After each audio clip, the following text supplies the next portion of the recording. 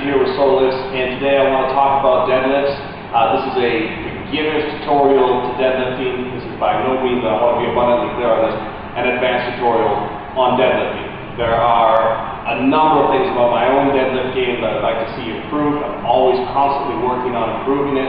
But this is specifically for people who don't deadlift or just started deadlifting and they're not quite sure how to execute a deadlift with basic techniques. So I want to talk about foot position, I want to talk about hand position, different types of grips that you can use, and basic pulling technique. Now, the deadlift, as you most likely heard, is one of the best all-around body exercises. It's a great pulling movement. It's going to use a lot of muscles in throughout, all the way from your calves up through your hands into your glutes, your back, your shoulders, your traps. It's going to exercise a lot of different areas of your body. It's a great central nervous system blasting exercise. It's fantastic for muscle gain. It's fantastic for fat loss. If you're not doing deadlifts, start doing them.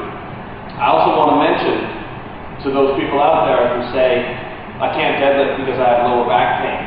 I deadlift because I have lower back pain. It's a rehabilitation exercise for me.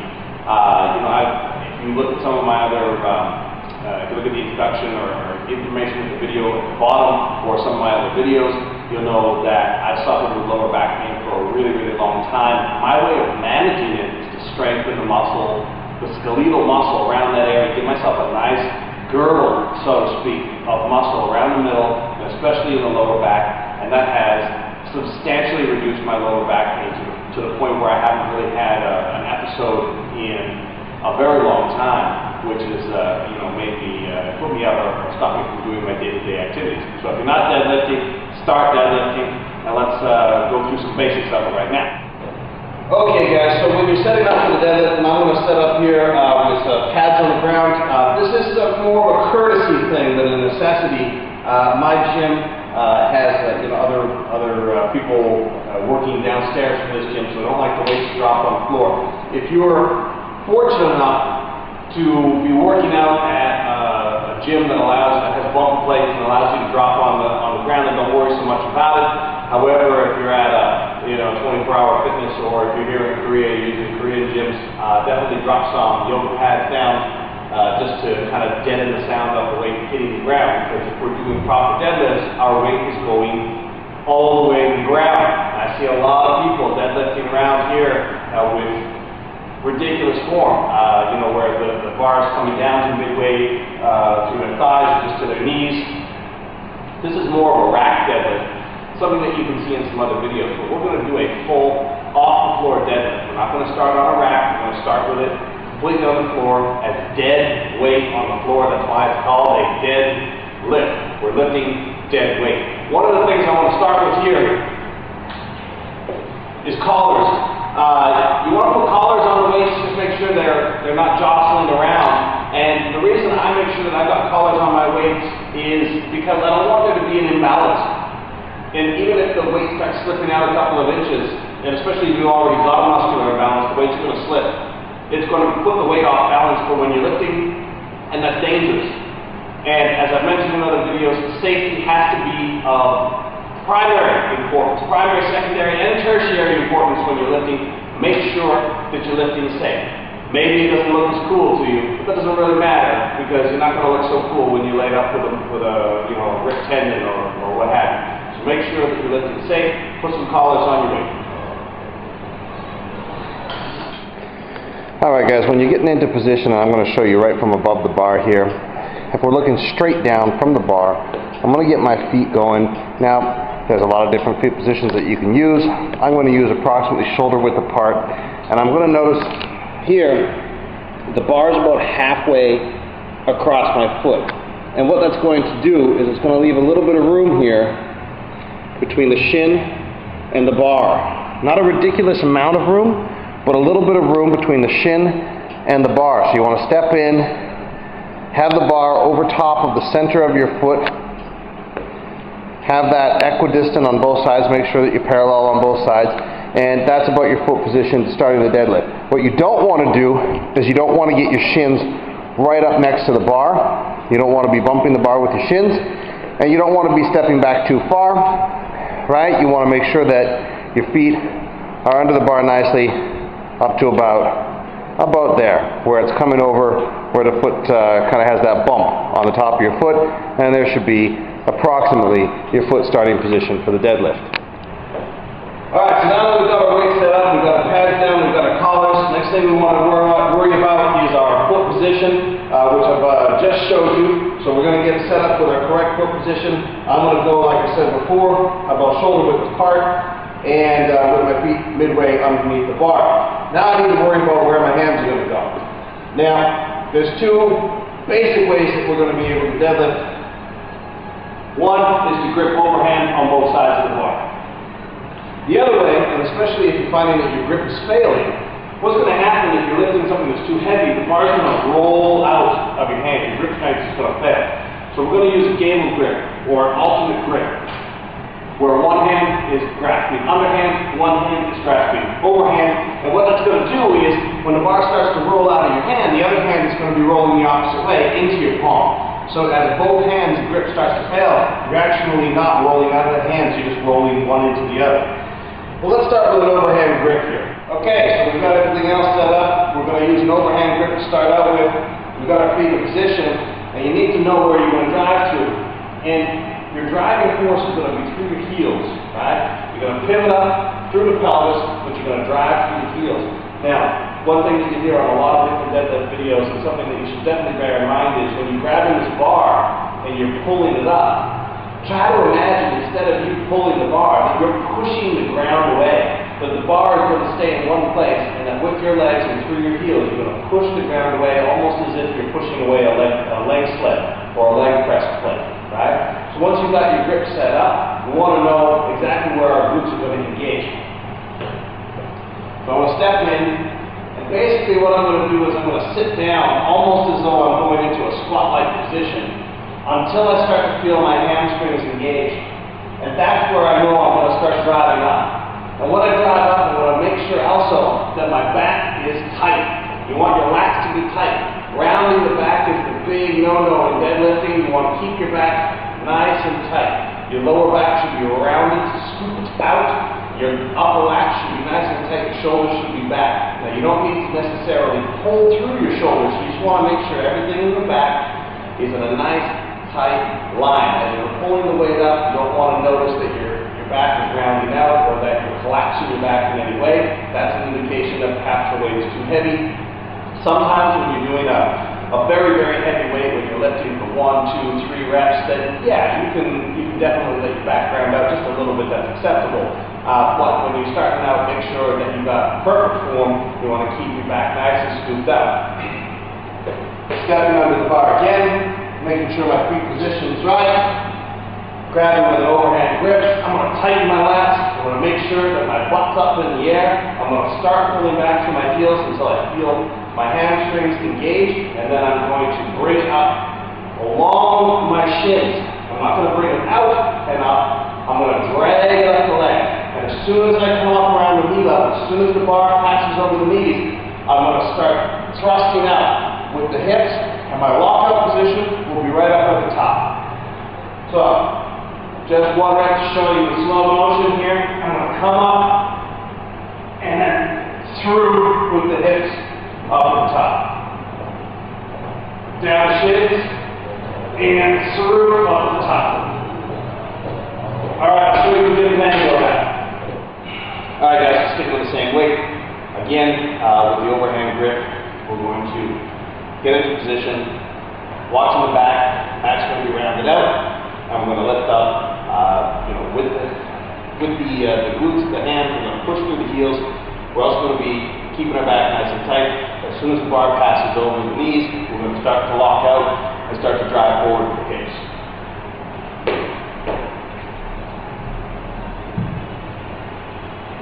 Take your grip position. Down and back until you feel your hamstrings engaged. And up, and lock it out. And when I say lock out, I mean drive forward, squeeze your glutes. You don't need to bend back. But I'll do that as one of the no-nos here. So once again, all the way down to the floor, and I lock it out. Alright guys, so once again, and this time I'm going to show you the alternating grip, right? Also known gable grip, switch grip, right? I'm going to grab one side of the bar overhand, one side of the bar underhand. I'm going to lift it up that way. I'm going to step in, get my feet position right. When I'm dropping down and getting ready to lift, I'm going to start leaning back a little bit. And if you do this at home, you can just step down and lean back. And what you'll do is you feel the hamstring start to flex as you're leaning back through the heels, and that's the start of your hams and glutes starting to engage, especially hamstrings, which are going to be responsible for that first portion of the lift. So once again, stepping under the bar, always making sure you're in the right position. I'm going to grab one side overhand, one side underhand. I'm going to sit down in through my heels, make sure that I'm starting to feel my hamstrings engage, and then I'm going to lift up over the shins. As soon as it comes up over the knees, I'm going to start to drive forward with my hips, and then I'm going to come back down exactly the same way all the way to the ground. If you're doing a half rep, there are different deadlift techniques. There's rack deadlifts and Romanian deadlifts and a number of different deadlift techniques that don't require you to go all the way to the ground, but this is just my opinion, this is the place to start. You want to start with a proper, off the ground, Olympic style deadlift. Okay, so I want to go through a couple of common mistakes, right? Stuff that you should definitely avoid, mostly because you risk injury. Unless your body is used to performing the deadlift. My opinion, again, is that you should avoid different deadlift variations until you've mastered the basic. So stiff leg deadlifts, unless you're doing them with a very lightweight, or sumo deadlifts, or Romanian deadlifts, rack deadlifts, I would work on your basic deadlift form. And even if that means that you have to start by lifting nothing but the bar, do that. Start that way, right? But I'll go through a couple of different mistakes that people will make when they're first starting out. How do I know? Well, mostly because I made many of the same mistakes myself. One thing is to set your feet too far back from the bar. When you go to pull up, you're putting a lot of pressure on your lower back. You're taking your legs almost completely out of the equation, and what you're doing is more of a pendulum row, where you're lifting right off the floor, as opposed to a deadlift, which should be engaging your hamstrings and glutes on the way up. So you want to make sure you're not doing that. Another problem. People grabbing the bar too narrow or grabbing the bar too wide. You want to make sure that you've got a nice, neutral hand position. And I would suggest that if your feet are shoulder width apart, your hands are just slightly outside of that. Maybe if you bend forward with your shins, stick out your thumb, touch your thumb to the side of the leg, and that's where your hands should probably be to start it out. Now again, everybody's different. Something might work for you that doesn't work for me, but that's a standard starting position for your hands and for your feet. Another problem that I'll see a lot of people doing is when they're doing the reps, and I'll show you an example here. When they've got the rep up, they're coming down to about here and then coming right back up again. And there's a number of different problems with this. First of all, that's not a full deadlift. Second, a lot of times what they're doing is they're using just the lower back and a bit of their glutes there, but they're not doing this proper stiff leg deadlift. They're not doing it as a proper rack deadlift.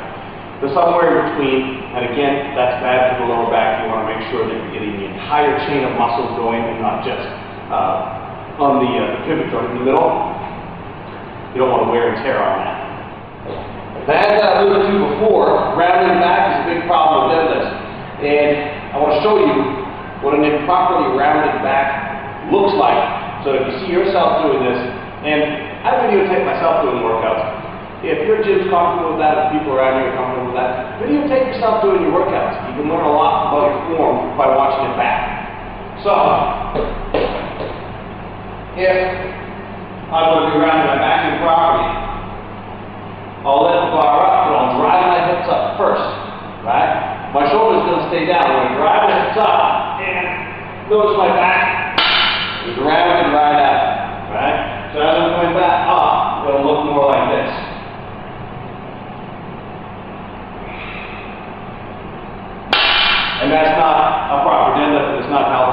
healthy on your back. Okay, and the last thing I want to talk to you today about, guys, is accessories for deadlifts, right? First of all, with respect to your grip, you don't want to place the bar here and then close. You don't want to place it in the middle of the palm and then close your hand, because what's going to happen is the bar is going to squeeze down at that meaty part at the top of the palm there. It's going to create calluses, which are then going to rip. Instead, you want to put the bar right on that meaty part where the calluses develop and then wrap over it, because there's nowhere for the bar to slide. It's going to be held nice and firm. So when you're grabbing the bar, don't grab it here with this part of your hand. Rather grab it there with this part of your hand and then wrap over, and make sure your thumb's wrapped over nice and tight. Alright? Now that's out of the way. A couple of accessories that I use while I'm deadlifting. The first is rubberized palm workers gloves. These are great because they're cheap. They're also great because they don't cheat your deadlift by offering any kind of wrist support. Basically, they're just a rubberized palm. Now, if you can get your hands on chalk or liquid grip, that's fantastic. A lot of gyms around me don't allow chalk, and I know that places like 24-Hour Fitness and that back stateside, they don't appreciate the use of chalk either. So, this is a nice, cost-effective, workable alternative. You want to make sure the glove fits nice and tight. It's just dipped in rubber, so the palm is rubberized, and it grips nicely, and it'll protect your hands from ripping. If you've got calluses on your hands, they're definitely going to rip when you're doing deadlifts. The knurling, as soon as the knurling on the bar here, this rough part on the bar is going to rip those calluses off as soon as you start getting into some heavier weights. And if you've got sweaty palms, my hands sweat a good amount, so I'll use these instead. As you get heavier, you may want to consider lifting straps. Now, a lot of purists don't agree that you should be using lifting straps because they want you to improve your grip strength. Well, there's a point at which your grip is most definitely going to fail before any of the other muscles are. So if you are working on your grip strength, fantastic, but if you're working on your grip strength and still failing out and you think you've got some more in you, use a lifting strap. Basically, lifting strap works as you put it over your hand like so, and you're going to do a wrap on the bar, and just wrap it around the bar a couple times, twist it so that it's nice and tight, and it's going to basically pull down on the top of your hand and on your wrist. So that's where it's going to be bearing the weight as opposed to just the fingers and the grip strength in the palm. So it's a fantastic alternative, especially if you're going for some very, very heavy weights. And the last thing is a lifting belt. Now, this is going around your midsection. It's to make sure that you're stabilizing your core, that if you're lifting super heavy, you want to make sure you're doing this so that you're not injuring yourself. You're giving a little bit of extra protection to your core, specifically to your lower back. You want to make sure that's nice and tight, right? As it comes around, one of the things that I'll do is I'll wrap it around a pole and pull it nice and tight before latching it down. I use a narrow nylon-style lifting belt. There are the leather kind with the wider back on them. Whatever feels comfortable for you, whatever you prefer.